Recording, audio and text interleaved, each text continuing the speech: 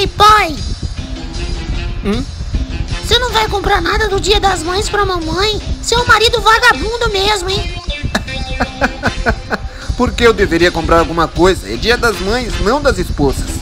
Quem tem que comprar é você. Mas como você é um filho inútil, vai ficar sem presente, porque eu não vou dar. Eu não vou gastar o meu dinheirinho suado que eu roubo do Curirim pra dar presente pra sua mãe. O presente dela já tá guardado aqui debaixo da minha calça.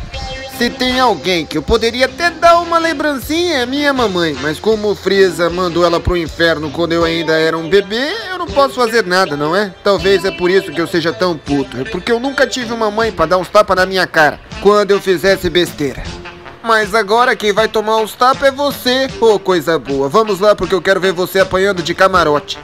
Titi, o Gohan não comprou seu presente no Dia das Mães! É mentira, mãe, eu comprei sim!